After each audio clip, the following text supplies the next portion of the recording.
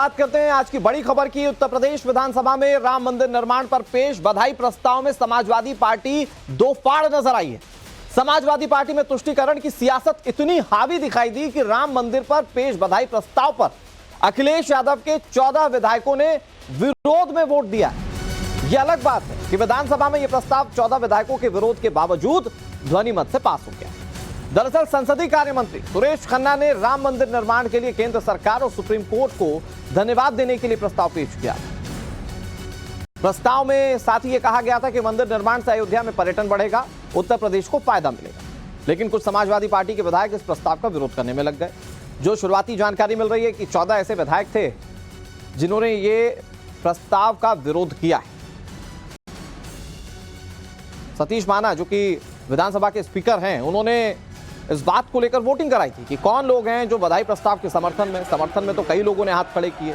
जब विरोध की बात पूछी गई, सतीश महाना के सामने 14 विधायक, समाजवादी पार्टी के 14 विधायकों ने हाथ खड़ा कर दिया कि हम साहब इसके विरोध में हैं। अब ये 4 तस्वीरें आपके सामने टीवी स्क्रीन पर। अखिलेश यादव की पार्टी क्या राम विरोधी है क्या? क्योंकि 14 विधायक अखिलेश यादव के राम के नाम पर विरोध कर रहे हैं। अयोध्या में भव्य दिव्य राम मंदिर कैसे बना और कितना अभूतपूर्व था वो नजारा जब उसका उद्घाटन हुआ, प्राण प्रतिष्ठा हुई रामलला की, ये पूरा देश जानता है। बावजूद इसके सदन में जब इस पर बधाई प्रस्ताव लाया गया उत्तर प्रदेश में, तो समाजवादी पार्टी के विधायकों ने इस पर विरोध कर दिया। अच्छा, अखिलेश यादव अब से कुछ दिन में राम मंदिर भी जाएंगे। उन्होंने कहा था कि मैं अपने परिवार के साथ जाऊंगा और अंदर खाने की जानकारी ये थी कि वो अपने तमाम बड़े नेताओं को साथ लेकर जाएंगे राम मंदिर दर्शन करने। तो सवाल ये कि अभी भी जाएंगे क्या राम मंदिर, जब आपके विधायक इसी राम मंदिर का और भगवान श्री राम का विरोध कर रहे हैं। इधर उत्तर प्रदेश विधानसभा में संसदीय कार्य मंत्री सुरेश खन्ना ने जैसे ही यह प्रस्ताव पेश किया, उस पर टीका टिप्पणी शुरू हो गई। आपको दिखाते हैं कि अध्यक्ष सतीश महाना और समाजवादी पार्टी के विधायकों के बीच कैसे नोकझोंक उस दौरान हुई थी। तो कोर्ट लिखा कोर्ट क्या किस बात वो लिखा कोर्ट क्या आपने सुना नहीं? धन्यवाद किस बात को मान्यवर? अरे धन्यवाद देंगे कोर्ट को भी तो धन्यवाद देंगे। कौन सी बात की? अरे बधाई देने में आपको कोई आपत्ति है क्या? जबरदस्ती बधाई, किस बात की बधाई मान्यवर? ये जबरदस्ती की बधाई। एक मिनट प्लीज, मेरी बात नहीं प्लीज। अरे मेरे प्लीज, कोई भी नहीं बोलेगा इधर से, तो कम से कम नहीं बोलेंगे। जिन्होंने नहीं देनी वो नहीं देंगे, आज उन्होंने देनी है देंगे। आप जबरदस्ती मत करिए किसी को बधाई देने के लिए। हालांकि इस नोकझोंक के बावजूद विधानसभा में प्रस्ताव पेश किया गया और उस पर ध्वनि मत से वोटिंग भी हुई। सतीश महाना ने विरोध करने वालों को अपना पक्ष रखने का मौका दिया। उस वक्त का पूरा घटनाक्रम क्या है वो आपको दिखाते हैं। ना के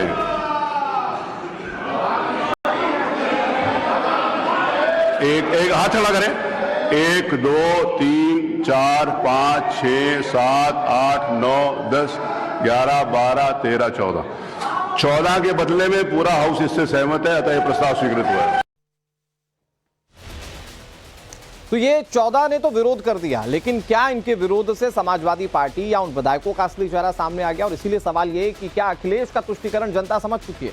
इधर इस प्रस्ताव के पास होने के बाद बीजेपी ने प्रस्ताव का विरोध करने वाले समाजवादी पार्टी के विधायकों पर जमकर निशाना साधा। बीजेपी विधायक शलभमणि त्रिपाठी ने तो समाजवादी पार्टी को राम विरोधी करार दे दिया। साथ ही प्रस्ताव का विरोध करने वाले 14 लोगों के नाम सदन में सार्वजनिक करने की भी मांग की है। आपका एक आखिरी अवसर था, आपका भी आज आखिरी अवसर था कि आज जब भगवान राम के नाम पर धन्यवाद प्रस्ताव जा रहा था, आज जब भगवान राम के नाम पर धन्यवाद प्रस्ताव जा रहा था, मानवता विरोध करते हैं भगवान राम का। आप खामोशी से रह सकते थे, आप चुपचाप रह सकते थे, लेकिन हम सबको तकलीफ हुई, हम सबको कष्ट हुआ कि वो 14 लोग कौन थे जिन 14 लोगों ने भगवान राम ने आपसे मांग करता हूं, अध्यक्ष जी से मांग करता हूं कि उन 14 लोगों के नाम सार्वजनिक करिए। तो 22 तारीख को प्रभु श्री राम की जो प्राण प्रतिष्ठा हुई थी, अभी उसकी कुमारी राम भक्तों के जहन से गई नहीं कि उत्तर प्रदेश विधानसभा की यह तस्वीर सामने आ गई। विनोद मिश्रा हमारे साथ ज्यादा जानकारी के साथ जुड़ गए। विनोद, ये विधानसभा की जो तस्वीर है, इसको लेकर खुद स्पीकर भी कह रहे थे कि मुझे नहीं लगता कि कोई इसका विरोध करेगा। इतने में 14 हाथ उठ गए।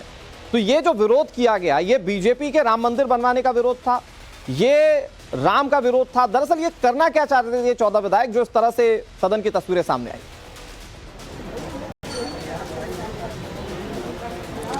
देखिए, जो 14 विधायक है उनमें से मनोज पारस भी एक विधायक है जिनसे थोड़ी देर पहले हमारी बात भी हुई।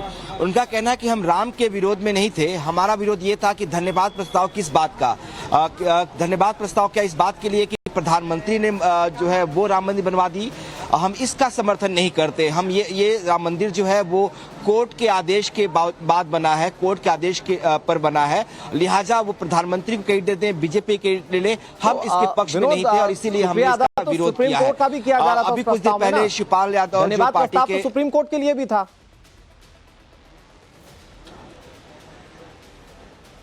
बिल्कुल, लेकिन समाजवादी पार्टी के जो विधायक जिन्होंने जो 14 विधायक है, हालांकि अब 13 है, उनमें से एक विधायक जो स्वामी अग्निवेश है, उन्होंने कहा कि मैं राम के विरोध में नहीं हूं, मैं राम की पूजा करता हूं, राम मेरे घर में रहते हैं, मेरे दिल में रहते हैं, लिहाजा उस लिस्ट से मेरा नाम हटा दिया जाए।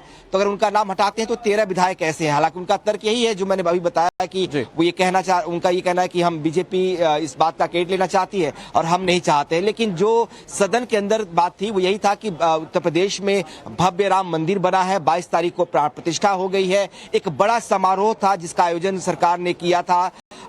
ये आदेश को सुप्रीम कोर्ट के आदेश के बाद ही बनाए, लेकिन चूंकि प्रभु राम की वापसी हुई है, 500 साल का जो संघर्ष था वो खत्म हुआ है, पूरे देशवासी खुशी मना रहे हैं, इस सफल आयोजन हमने किया है, उत्तर प्रदेश में आयोजन हुआ है, लिहाजा उस पर धन्यवाद प्रस्ताव था, उसको लेकर धन्यवाद था। लेकिन समाजवादी पार्टी के विधायक कहते हैं कि ये बीजेपी चूंकि क्रेडिट इसके जरिए क्रेडिट लेना चाहती है, हम उनको नहीं चाहते कि वो क्रेडिट ले पाए, इसीलिए हम उसका विरोध कर रहे थे, हमें राम का विरोध नहीं है। अब बीजेपी ने एक और बड़ी पहल की है। कल ये तय हुआ कि जो विधायक जितने भी विधान परिषद और विधानसभा के हैं वो सभी रामलला के दर्शन करने के लिए जो है वो राम मंदिर जाएंगे। 11 फरवरी की तारीख तय की गई है।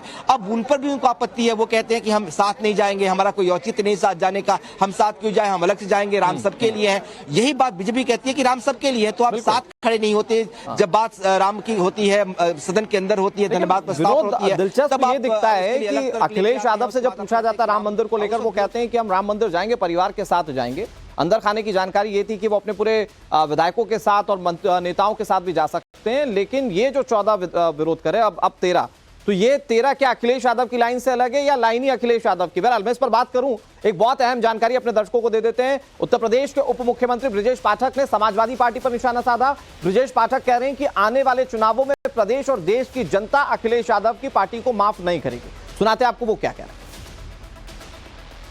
विधानसभा में अयोध्या में भव्य राम मंदिर और उसमें प्राण प्रतिष्ठा को लेकर एक प्रस्ताव लाया गया जिस पर सदन के मैक्सिमम विधायकों ने हाथ खड़े किए, समर्थन किया, लेकिन समाजवादी पार्टी के 14 विधायकों ने विरोध में हाथ खड़े किए। परसों जब धन्यवाद प्रस्ताव पर चर्चा हो रही थी और जब राम मंदिर में प्राण प्रतिष्ठा की बात हुई, तब मैक्सिमम विधायकों ने समर्थन में हाथ खड़ा किया, लेकिन समाजवादी पार्टी के 14 विधायकों ने हाथ खड़े नहीं किए। देखिए, समाजवादी पार्टी का चरित्र प्रारंभ काल से ही भारत की संस्कृति के खिलाफ रहा है। मर्यादा पुरुषोत्तम श्री राम को अपना आराध्य पूरे भारतवर्ष ने और सभी सनातन धर्म के मानने वालों ने पूरी दुनिया में माना है, लेकिन समाजवादी पार्टी अपने चरित्र से ऊपर कभी नहीं उठ पाई। लगातार समाज में विखंडन की भावना, वैमनस्यता फैलाना और जो भाईचारा है उसे विखंडित करना उनका कार्य रहा है। प्रदेश की जनता कभी भी समाजवादी पार्टी को माफ नहीं करेगी। कल विधानसभा अध्यक्ष ने कहा कि जितने भी विधायक हैं वो सब रामलला के दर्शन करने 11 को जाएंगे, तो आपको लगता है जो लोग समर्थन में हाथ नहीं खड़ा कर रहे हैं, धन्यवाद पे हाथ नहीं खड़ा कर रहे हैं, विरोध कर रहे हैं, वो रामलला के दर्शन करेंगे? ये हमारी सरकार का निर्णय है कि हम सब माननीय विधायकों के साथ, पूरे मंत्रिमंडल के साथ, माननीय मुख्यमंत्री जी, हम सब लोग प्रभु रामलला के दर्शन करने के लिए 11 तारीख को 8 बजे सुबह यहाँ से निकलेंगे और सबकी जिसकी इच्छा आए, हम सबके लिए पूरी तैयारियां की हैं, दर्शन की, आने जाने की, और साथ में भोजन का भी प्रबंध किया है। तो हमारे सहयोगी विनोद मिश्रा ने उत्तर प्रदेश के उप मुख्यमंत्री से बातचीत की। विनोद हमारे साथ लगातार जुड़े हैं। विनोद, इससे पहले भी विपक्षी दल मौका दे चुके हैं, जब राम मंदिर में प्राण प्रतिष्ठा में शामिल होने का निमंत्रण मिला तो कहा साहब हम नहीं जाएंगे। उसके बाद ये फिर मौका देखने को मिला जब सदन में राम के नाम पर प्रस्ताव आया और विपक्ष का विरोध इस पर देखने को मिल गया। यानी कि बीजेपी को निशाना साधने का पूरा मौका ये विपक्षी दे देते हैं।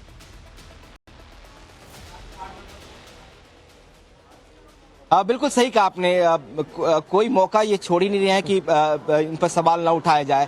हालांकि आज शिवपाल यादव से जब बात हो रही थी थोड़ी देर पहले, तो उन्होंने कहा कि हमें निमंत्रण नहीं मिला था, विधानसभा अध्यक्ष को भी निमंत्रण नहीं मिला था 22 तारीख के लिए, लेकिन उनके पार्टी के उनके राष्ट्रीय अध्यक्ष को निमंत्रण मिला था और बीजेपी ने सभी दलों के राष्ट्रीय अध्यक्षों को ही निमंत्रण दिया था प्राण प्रतिष्ठा में। पार्टी के सभी विधायकों को नहीं दिया गया था, बीजेपी के विधायकों तक को भी नहीं दिया गया, केवल पार्टी के राष्ट्रीय अध्यक्ष और पार्टी के अध्यक्षों को दिया गया था। लिहाजा अखिलेश यादव को समाजवादी पार्टी के राष्ट्रीय अध्यक्ष होने के नाते निमंत्रण मिला था, लेकिन अखिलेश यादव नहीं गए। अब उनसे कहा जा रहा है कि सब साथ चलेंगे 11 फरवरी को, तो वो उसके लिए भी तैयार नहीं है। वो कह रहे हैं कि हम अकेले जाएंगे, हम उनके साथ क्यों जाएंगे, हम उचित हमारा नहीं बनता उनके साथ जाने का।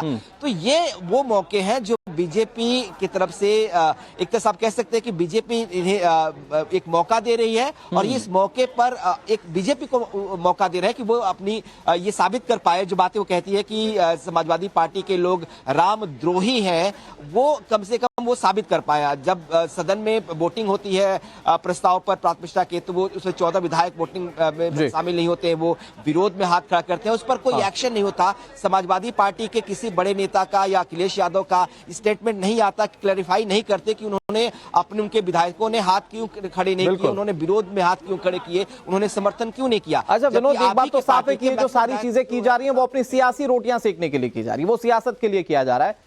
तो आने वाले वक्त में 2024 का चुनाव है, जनता इस पर बहुत आसानी से जज कर लेगी कि कौन सी राजनीतिक पार्टी किस तरह की सियासत कर रही है और जनता के हित में वो है या नहीं। बहुत शुक्रिया विनोद आपका हमारे साथ जुड़ने के लिए और पूरी जानकारी देने के लिए। एक और बड़ी खबर, समाजवादी पार्टी के विधायक 11 फरवरी को रामलला के दर्शन के लिए अयोध्या नहीं जाएंगे, ये बड़ी जानकारी हम आपको दे रहे हैं। पहले ये बात निकलकर सामने आ रही थी कि समाजवादी पार्टी के विधायक अयोध्या जाएंगे, लेकिन अब ये बात साफ हो रही है शिवपाल यादव के बयान से, जिसमें वो ये कह रहे हैं कि सबके साथ जाने का औचित्य नहीं है, हम लोग अलग अलग जाएंगे। कल विधानसभा अध्यक्ष ने सभी विधायकों को एक साथ बस से अयोध्या में रामलला के दर्शन करने की सूचना सदन में दी थी और अब इस पर शिवपाल यादव का बयान सामने आ चुका है। सुनिए क्या कह रहे हैं। 11 तारीख को कोई हम लोगों का औचित्य नहीं बनता है। मैंने देखिए 11-22 तारीख के प्राण प्रतिष्ठा के समय के लिए कहा था, तो खुद ही अध्यक्ष जी को नहीं निमंत्रण मिला था, तो हम लोगों को कहाँ ले जाते। लेकिन हम अपने नेता विरोधी दल को कहेंगे हम लोगों के लिए अलग से व्यवस्था कराएं, तब जाएंगे हम।